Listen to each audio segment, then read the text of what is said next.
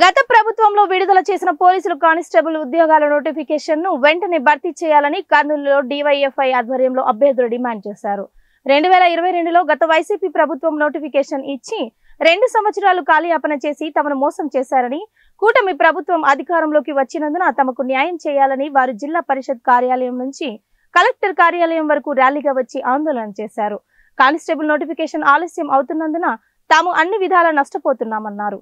కూటమి ప్రభుత్వం అధికారంలోకి వచ్చిన 6 నెలల్లో నోటిఫికేషన్ భర్తీ చేస్తామని ఇచ్చిన హామీని నెరవేర్చాలని వారు కోరారు. ఇప్పుడు 2024 అవుతుంది కానీ 2 సంవత్సరాలు అవుతుంది కానీ ఇప్పటివరకు ఆ నోటిఫికేషన్ భర్తీ చేయడం లేదు. గత చరిత్రలో ఎప్పుడూ లేనటువంటి ఈ నోటిఫికేషన్లను 2 సంవత్సరాలు లాగేయడం అంటే ఇదే చాలా రోజులుగా కొనసాగిస్తూనే ఉన్నారు కానీ భర్తీ చేయడం లేదు. అంటే విద్యార్థులు శారీరకంగా మానసికంగా ఉండాలంటే ఇల్లు ఏజ్లు కూడా చాలా భారీగా అయిపోతున్నాయి. అంటే 27 సంవత్సరాల నుంచి ఉన్న పిల్లలకు ఇప్పుడు ఒకరికి 30 సంవత్సరాలు వచ్చినాయి. ఇల్లు ఇప్పుడు ఈవెంట్స్ పెడితే ఇప్పుడు కొట్టగలుగుతారా అనే విషయం ఆలోచిస్తే కొట్టలేని పరిస్థితుల్లో కూడా ఉన్నారు. మీరు ఇలాగే తీసుకుపోతే ఇంకా 3-4 సంవత్సరాలు అయిపోతే వాళ్ళు వ్యక్తిగతంగా మానసికంగా చాలా బాధపడేటువంటి విషయం. ఇది సంతోషంగా ముందు చదువుకుంటారు.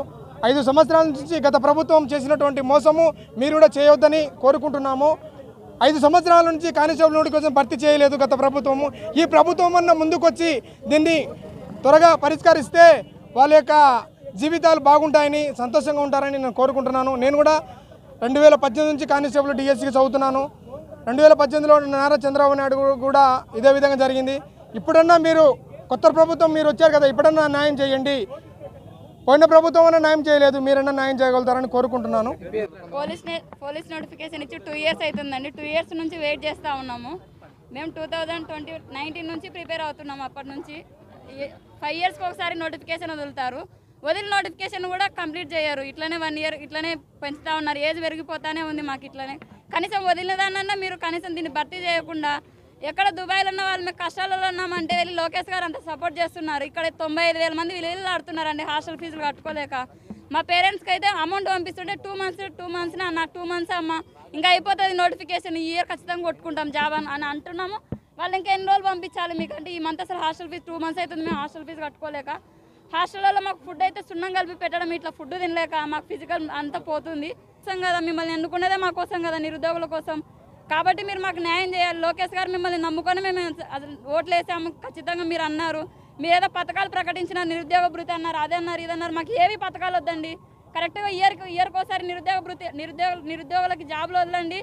ఇయర్ వాళ్ళు కష్టపడి చదువుకుంటాం. మేమంటే ఏందో చూపిస్తామండి. జాబ్స్ కొట్టుకొని మేము జాబ్సే అడుగుతున్నాం వదిలినవి. కానీ మాకి 2022 నవంబర్ 8వ తారీఖున మాకు వరదలు వచ్చినాయి.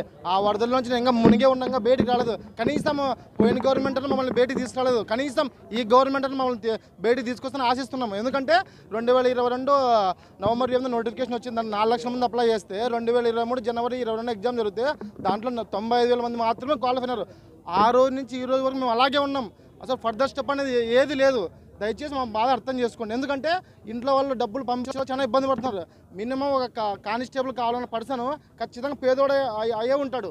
ఎందుకంటే అది పరిస్థితి ఉండదు కాబట్టి దయచేసి అర్థం చేసుకోండి. ఇంకోటి ఏంటంటే హోంగార్డ్ రిజర్వేషన్ పెంచినారు. అంటే 8 to 15 to 25 అంటే వీళ్ళ 3,000 మందికి మీరు అంత రిజర్వేషన్ ఇస్తే మిగతా మేమంతున్నాం కదా 4 లక్షల మంది వాళ్ళకంత రిజర్వేషన్ 60% సరిపోతుందా?